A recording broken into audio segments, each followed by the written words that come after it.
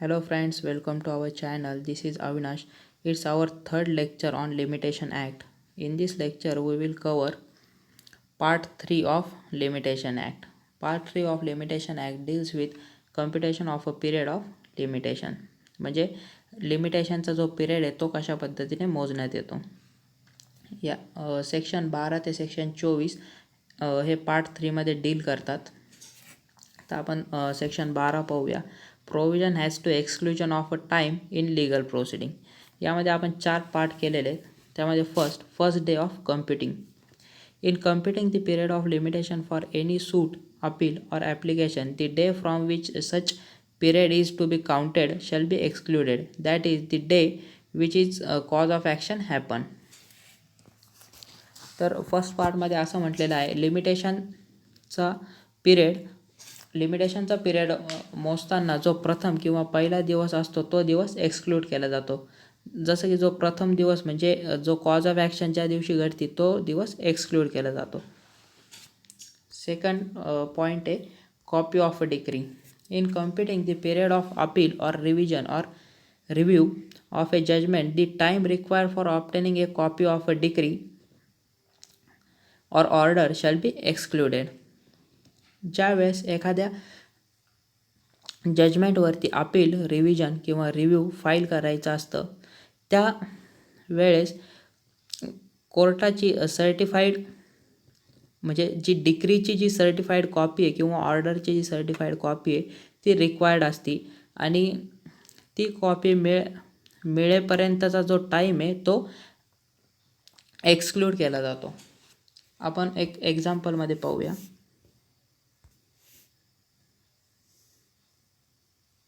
हा आपला एखादा सूटवरती अपील फाईल करण्याचा प्रिस्क्राईब पिरियड आहे. इनिशियल स्टेजला कोर्टाने डिक्री मंजूर केली आणि ही जी लास्ट स्टेज आहे त्यावेळेस आपला प्रिस्क्राईब पिरियड संपतो आहे. तर कोर्टाने आपल्याला जी डिक्रीची सर्टिफाईड कॉपी रिक्वायर्ड आहे ती इथून समजा आपल्याला जो बॉक्स केला आहे त्या दिवसापर्यंत आपल्याला डिक्रीची सर्टिफाईड कॉपी मिळण्यासाठी एक टाईम लागला. समजा तो 10 दिवसाचा असेल किंवा समथिंग जो पण असू शकतो. तर तो 10 दिवसाचा टाईम हा आपला अपील करण्यापासून एक्सक्लूड होईल आणि आपल्याला जो प्रिस्क्राईब टाईम जिथे आपल्याला संपतो तिथून पुढे आपल्याला परत वाढून 10 दिवस मिळतील अपील फाईल करण्यासाठी. ओके. तर नेक्स्ट आहे copy of judgment. Where a decree or order sought to be appealed or review or revision, the time required for obtaining a copy of a judgment is excluded. Same तसंच आहे, फक्त वरती decree होती आणि यावेळेस part म्हणजे तिसऱ्या पार्टमध्ये जजमेंट आहे.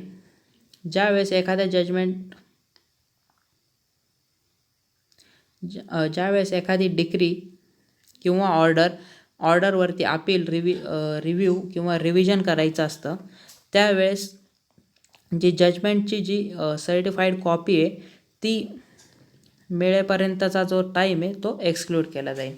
हे पण आपण उदाहरणासहित पाहूया. समजा हा प्रिस्क्राईब टाईम आहे एखाद्या डिक्रीवरती अपील करायचा. इनिशियल स्टेजला जजमेंट कोर्टाने पास केलं आहे. लास्ट स्टेजला आपला जो प्रिस्क्राईब पिरियड आहे तो संपतो आहे. तर आपल्याला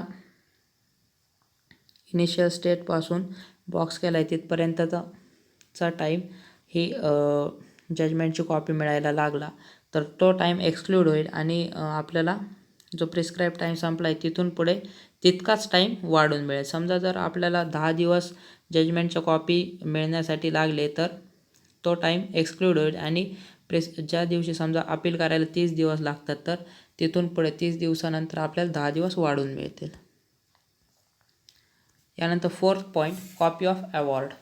in computing the period of set aside award, the time required for obtaining A copy of award is excluded. Award म्हणजे एक ऑर्डर किंवा एखाद्या ट्रिब्युनलचं डिक्री म्हणता येईल. जसं की मोटार ॲक्सिडेंट क्लेमचं एक वेगळं ट्रिब्युनल आहे, तर त्यांनी जी ऑर्डर केलेली असते त्याला अवॉर्ड असं म्हटलं जातं. ज्यावेळेस आपल्याला ही अवॉर्ड सेट असाइड करण्यासाठी कोर्टात अर्ज करायचा असतो आणि तो अर्ज करण्यासाठी ही जी अवॉर्डची कॉपी सर्टिफाईड कॉपी आहे ती रिक्वायर्ड असते. तर ती अवॉर्डची कॉपी मिळेपर्यंतचा जो टाईम आहे तो एक्सक्लूड होऊन आपल्याला तो एक्सक्लूड होतो आणि तितकाच टाईम आपल्याला म्हणजे जितका अवॉर्डची सर्टिफाईड कॉपी मिळण्यासाठी जितका टाईम आपल्याला लागला आहे तो प्रिस्क्राईब टाईमपासून पुढे आपल्याला परत वाढवून मिळण्यात येतो. यानंतर सेक्शन 13 पाहूया. Exclusion of a time in case of copier is applied. Section 13. When any person make an application to leave any suit or appeal as the copier in good faith. Copier म्हणजे एक थोडक्यात एखादा poor व्यक्ती जो की कोर्टाची stamp fee भरू शकत नाही अशा व्यक्तीला ज्यावेळेस सूट किंवा अपील कोर्टामध्ये फाईल करायचं असतं त्यावेळेस त्याला कॉपियर म्हणून त्यांनी सूट ट्राय करावा किंवा कोर्टाने त्याचा कॉपियर म्हणून सूट ट्राय करावा याच्यासाठी ॲप्लिकेशन करावं लागतं. Such application is rejected by the court.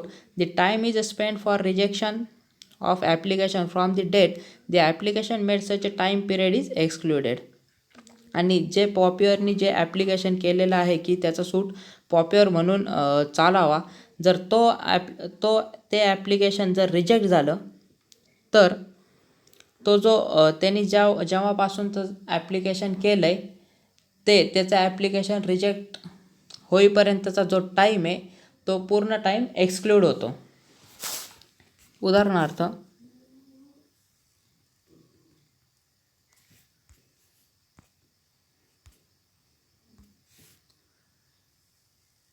हा एक समजा सूट फाईल करायचा म्हणजे कॉपियरला सूट फाईल करायचा टाईम आहे. इनिशियल स्टेटला ज्यावेळेस त्यांनी सूट फाईल केलं त्याच वेळेस त्यांनी ॲप्लिकेशन केलं आहे की त्याचा सूट ॲज अ कॉपियर म्हणून चालावा आणि त्याचं ॲप्लिकेशन ट्राय होईपर्यंत समजा काही एक वेळ गेला, समजा 1 महिना गेला त्याचं ॲप्लिकेशन चालण्यासाठी आणि ते ॲप्लिकेशन रिजेक्ट झालं की कोर्टाला असं लक्षात आलं की हा एक व्यक्ती आहे की जो कोर्टाची स्टॅम्प फी देऊ शकतो. त्या ग्राउंडवरती त्याचं ॲप्लिकेशन रिजेक्ट झालं आणि जिथपर्यंत बॉक्स केला आहे तितका टाईम त्याचा ॲप्लिकेशन ट्राय करायला वेळ गेला तर तो टाईम पूर्ण एक्सक्लूड होईल आणि तिथून पुढे म्हणजे प्रिस्क्राईब टाईमच्या पासून पुढे त्याला एक्स्ट्रा पिरियड मिळेल असं सेक्शन 13 म्हटलेलं आहे. नंतर section 14. Exclusion of a time of proceeding bonafide in a court of without jurisdiction. Section 14. When a plaintiff bona fidely or in good faith file a suit in a wrong court or the court does not have a jurisdiction to try such a suit, in such case the time period is excluded. Section 14 असं म्हणतो की ज्यावेळेस एखाद्या प्लेंटिफने wrong ज्युरिडिक्शनमध्ये बोनाफाईडली सूट file केला असतो किंवा ज्या कोर्टाला ज्युरिडिक्शन नाही अशा कोर्टामध्ये सूट फाईल केला असतो, या सिच्युएशनमध्ये सूट फाईल केल्यापासून ते सूट दुसऱ्या कोर्टात ट्रान्सफर किंवा रिजेक्ट झालेला टाईम हा एक्सक्लूड केला जातो असं सेक्शन 14 म्हटलेलं आहे. Section 15. Exclusion of a time in certain other cases. Section 15. यामध्ये काही सर्टन केसेस मेन्शन आहेत तर त्या केसेसमध्ये जो टाईम आहे तो एक्सक्लूड केला जाईल. त्यामध्ये फर्स्ट आहे injunction. Time period of injunction on which it was issued is made and the day on which it was withdrawal shall be excluded. तर इंजंक्शन म्हणजे एखादी गोष्ट करण्यासाठी किंवा थांबवण्यासाठी कोर्टाची ऑर्डर, त्याला इंजंक्शन असं म्हणतात. इंजंक्शन हे specific relief act section 37 prescribed आहे आणि ऑर्डर 39 CPC त्यामध्ये त्याची प्रोसिजर मेन्शन आहे. ज्यावेळेस कोर्टाने इंजंक्शन इशूड केलेलं आहे तर इशूड केल्यापासून ते इंजंक्शन विड्रॉ होईपर्यंतचा जो टाईम आहे तो एक्सक्लूड केला जाईल. त्यानंतर second, notice. In such suit where notice is a mandatory to be given. ज्या सूटमध्ये नोटीस पाठवणे हे मॅन्डेटरी आहे. And where the consent or sanction of a government is mandatory. In such case the period of obtaining consent or notice period is excluded. ज्या सूटमध्ये notice पाठवणे mandatory असते, जसं की सेक्शन 80 CPCचा, त्यामध्ये नोटीस पाठवणं हे मॅन्डेटरी आहे. जसं की आपल्याला त्यामध्ये असं म्हटलं आहे की गव्हर्नमेंट अगेन्स्ट जर आपल्याला कोणता सूट फाईल करायचा असेल तर त्यामध्ये नोटीस पाठवणं मॅन्डेटरी आहे.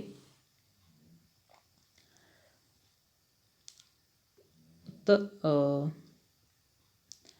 किंवा ज्या सूटमध्ये गव्हर्नमेंटची कन्सेंट किंवा सँक्शन घेणे मॅन्डेटरी आहे, त्या केसमध्ये गव्हर्नमेंटची कन्सेंट मिळेपर्यंतचा टाईम एक्सक्लूड होतो व नोटीस पाठविण्याचा टाईम एक्सक्लूड होतो. आपण उदाहरणार्थ पाहूया.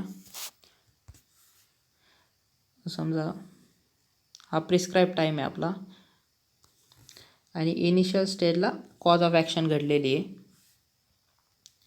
लास्टला आपला प्रिस्क्राईब टाईम संपतो आहे. तर जसं की सेक्शन 80मध्ये म्हटलेलं आहे की 2 महिने आपल्याला 2 महिने सूट फाईल करण्याच्या आधी 2 महिने नोटीस पाठवणं मॅन्डेटरी आहे. तर कॉज ऑफ ॲक्शन घडल्यापासून जर आपण नोटीस पाठवली तर हा आपला नोटीस पाठवण्याचा टाईम आहे.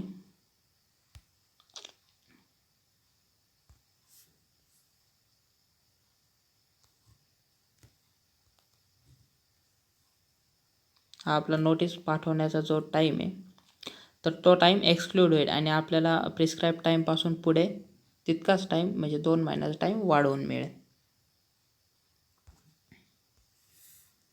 यानंतर third point, appointment of receiver and liquidator. The period of appointment of receiver or liquidator when appointed to institute of such proceeding and ending with the expiry of 3 months from the date of appointment of such a receiver or liquidator as the case may be. Such period is excluded from computation of filing of suit or execution of decree. ज्यावेळेस receiver किंवा लिक्विडेटरची appointment केल्यापासून ते प्रोसिडिंगच्या 3 महिन्याच्या समाप्तीसहचा time हा सूट किंवा execution of decree file करण्यातून वगळण्यात येईल, असं आपल्या थर्ड पॉईंटमध्ये म्हटलेलं आहे. Defendant outside India. If any defendant intentionally reside outside India for make a delay for suit such period from he leave the country to when he come back the country, that period will be excluded. ज्यावेळेस डिफेंडंट हा सूटला किंवा दाव्याला उशीर व्हावा म्हणून मुद्दाम भारताबाहेर राहत असेल तर त्याने जेव्हा देश सोडला तेथून तो जेव्हा परत भारतामध्ये आला तोपर्यंतचा टाईम हा एक्सक्लूड होईल. यानंतर section 16, effect of death on or before accrual of right to sue. When any person has cause of action for sue and such person has died, then his legal representative files suit when they are capable of an institute suit. ज्यावेळेस एखाद्या व्यक्तीस सूट file करण्यास cause of action असते परंतु त्याच वेळेस त्याचा death किंवा त्याची मृत्यू होते, त्या केसमध्ये त्याचे लीगल रिप्रेझेंटेटिव्ह ज्यावेळेस कॅपेबल असतील सूट फाईल करण्यासाठी त्यावेळेस ते सूट फाईल करू शकतात. इन शॉर्ट त्याचे लीगल रिप्रेझेंटेटिव्ह सूट फाईल करू शकतात ज्यावेळेस ते सूट फाईल करण्यासाठी कॅपेबल असतील. यानंतर section 17, effect of fraud or mistake. Wien suit is based on fraud of the defendant or respondent or his agent and the knowledge of a right or title of the plaintiff, the concealed or hide by fraud. In that case, the plaintiff can sue the defendant at that time when he get knowledge of fraud. ज्यावेळेस सूट हा डिफेंडंटच्या फ्रॉडवरती base असतो आणि प्लेंटिफचा right किंवा title हे प्लेंटिफपासून fraudulently लपवलेले असते, या सिच्युएशनमध्ये plaintiff त्याला फ्रॉडची माहिती झाल्यापासून सूट फाईल करू शकतो. इन शॉर्ट असं म्हटलेलं आहे की ज्यावेळेस प्लेंटिफला डिफेंडंटच्या फ्रॉडची माहिती होईल तेव्हापासून तो सूट फाईल करू शकतो. Okay, this is done for today's lecture.